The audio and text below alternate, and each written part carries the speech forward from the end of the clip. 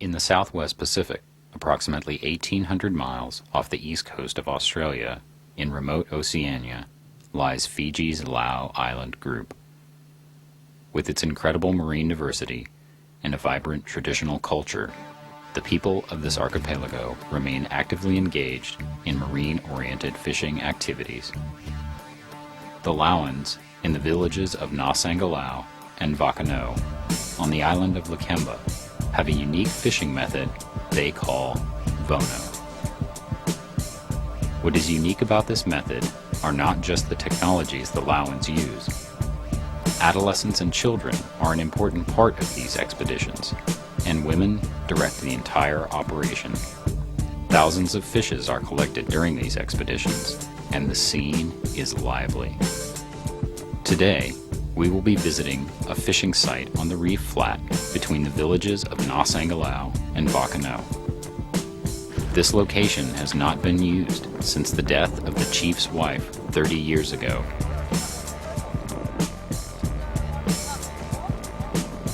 Tatia Ngu is the sole fisherwoman on the island who was alive the last time this site was used. Over the next 2 days, she will lead the expedition and direct her younger counterparts in this advanced yet ancient technique. The fishing party arrives at the edge of the reef flat around 8 a.m. with time to spare before the tide is at its lowest. This will allow the party as much time as possible to accomplish the task at hand. After a brief meeting with the other fisherwomen, Tatia breaks off the separate groups to each of their stations along the reef. Shoes in hand, Tatia walks the reef with her younger assistant. The shallow pools that surround them are the key to the success of the Vono fishing method. The reef has many holes and depressions where coral grows in irregular patterns. Due to the constant wave action pounding the reef, these pools tend to fill up with sand, rocks, and coral rubble over time. In order to construct fish houses, the party must remove the sediment that has accumulated at the bottom of the pools. This creates a clean bottom and makes more room for fish during high tide. Next, large chunks of rock and coral are stacked to make structures for the fish to inhabit and hide in. Each structure is then marked with a large branch or stick, indicating the location of the fish house. Although the construction process is relatively simple, it usually requires 2 individuals per pool to build the houses because of the time constraints imposed by the rising tide. Cleaning and construction usually takes around 90 minutes. Large pools, such as this one, may take more than 4 hours to clean and build.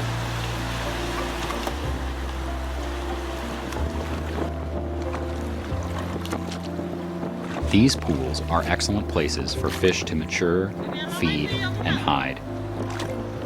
Knowing this, the fisherwomen take full advantage of this predictable behavior.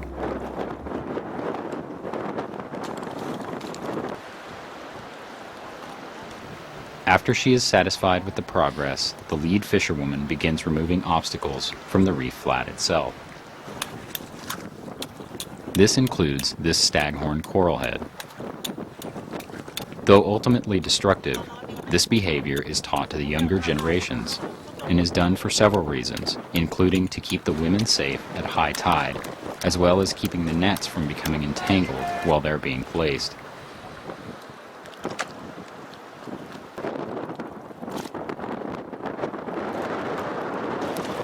After 5 hours on the reef, the fish houses are complete and the tide is beginning to rise.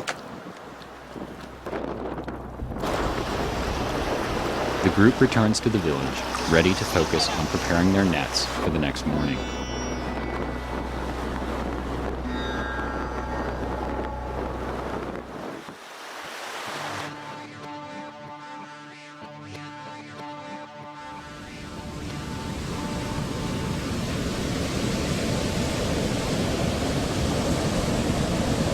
At 6 a.m., just after the peak of high tide, Tatia is leading the core group of fisherwomen to the edge of the reef flat.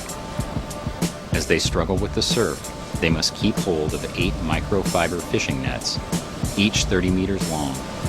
These nets, as well as long streamers of coconut leaves, have been rolled up to aid with transport. Upon reaching the markers, the women will break into smaller groups and begin deploying the nets. Each net must be stretched out and anchored down individually. The nets will be placed on the far side of the houses. The coconut leaves will be attached to the ends of each net and will act as a visual barrier that is almost as effective as the nets themselves. This barrier will keep fish from retreating back into the open ocean. After the nets are in place, the women will wait in the surf for several hours until the tide recedes. 4 hours later, and the tide has dropped, leaving the fishing party wet and cold on a gray morning. Most of the children and young men have arrived, bringing with them firewood as well as cassava and tea for the women to snack on. Although the women have already begun gathering fish, the tide is still covering most of the houses, so a break is in order. While the women are eating and drying their clothes, the men and boys walk along the net lines, checking the houses.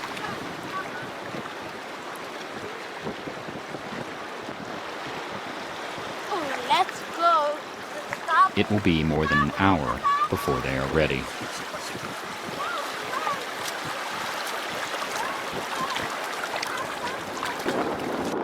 Though most fish eaten on the reef are uncooked, this small barracuda has found its way onto the fire. Fish that are cooked on the reef are placed directly on the coals and require rinsing before they are eaten.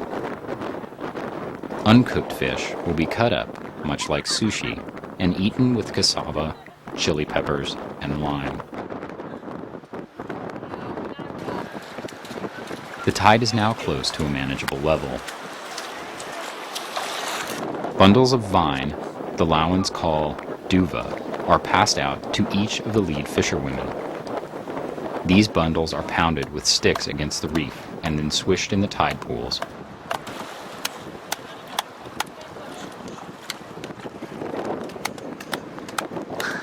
The pounded duva emits an oil that spreads out in the water, stunning the fish.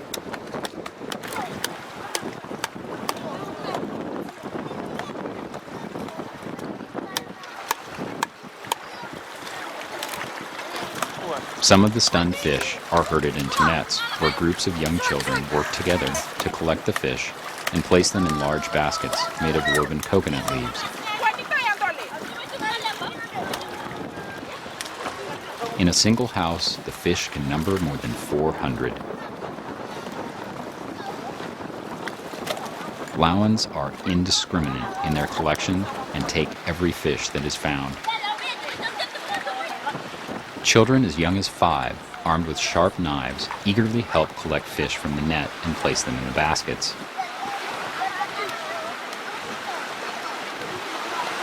As the children assist with fishing expeditions, they learn at a young age how to use their environment and technologies, including nets, spears, and machetes. The fish making up the majority of today's catch are convict tang and rabbitfish. These two small reef fish are targeted specifically by this fishing method and are considered by the villagers to be one of the favorites.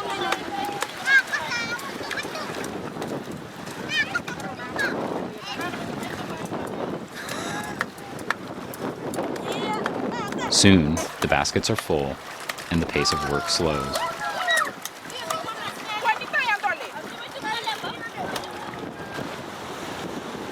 Pairs of women pick their way along the nets, removing the few fish that remain. The nets are then gathered, along with the coconut leaves, and bundled for transport back to the villages. Before the fishing party leaves the reef, many of the baskets are unloaded closer to shore. Here, they will work to clean and prepare their catch. Larger fish are scaled and cut so the internal organs can be removed. This task takes about an hour, and most of the fish are processed in this way in order to leave the waste on the reef where it will be washed out to sea.